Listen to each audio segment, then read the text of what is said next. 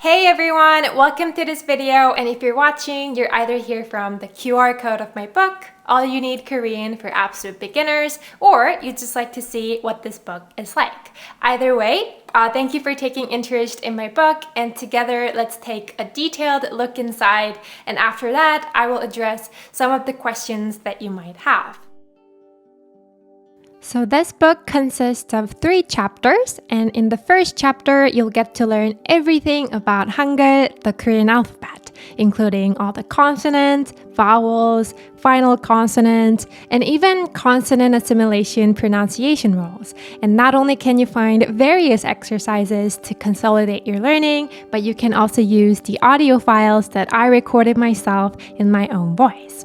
And the next 2 chapters that follow are designed to help you understand diverse aspects of the Korean language, including cultural and linguistic. And they also provide practical yet not too complex skills that you can use immediately. So you can use these chapters to learn new things about Korean, and at the same time, you can also use them to further practice reading Hangul with the Korean words and phrases used in each chapter.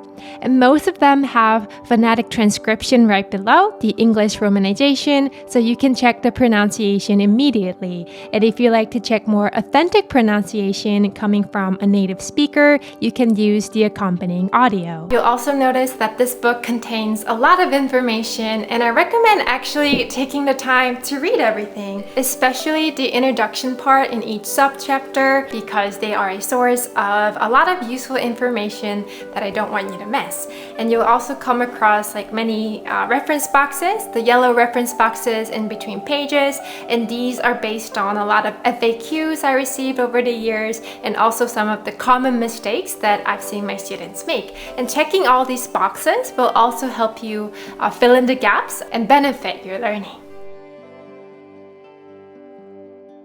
So even if you're not a complete beginner in learning Korean, this book can still be very useful if you're not yet confident in reading, writing, and pronouncing Hangul.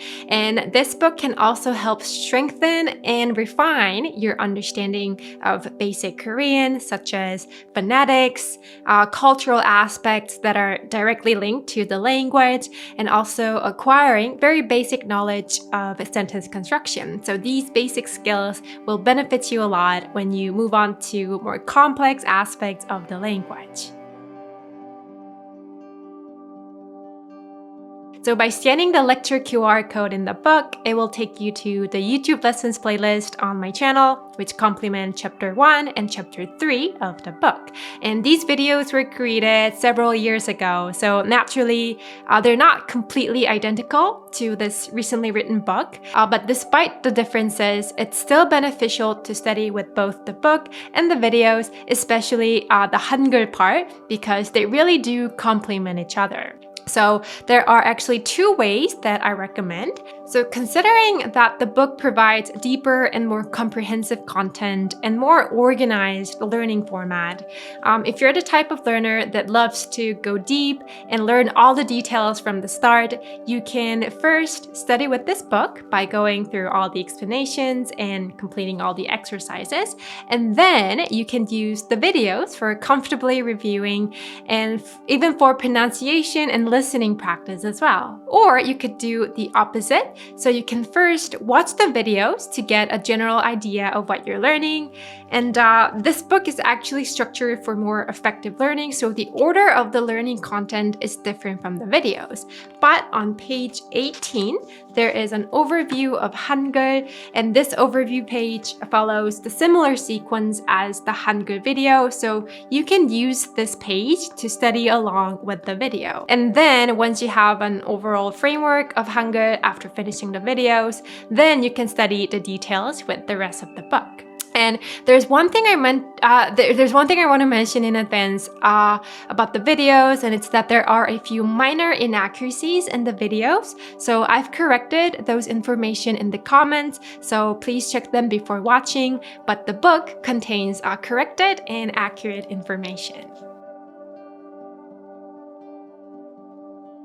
So the video lesson on consonant assimilation is about an hour and 40 minutes long. And when I first made this video, the audience that I had in mind were not necessarily absolute beginners, but just Korean learners in general who would like to have more detailed knowledge of consonant assimilation pronunciation rules. So it ended up being quite lengthy, but in the book, I didn't include all the rules covered in the video and only the most common and essential ones for absolute beginners. So it's absolutely fine to stick to what's in the book first.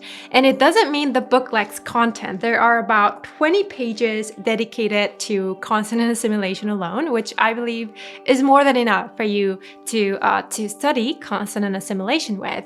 But if you still find it difficult to follow, just with the book, then you can check the videos first, and you can just check it without feeling the pressure to remember everything. You can just comfortably watch the video as it goes on, and then you can come back to the book and you'll find that it makes a lot more sense that way.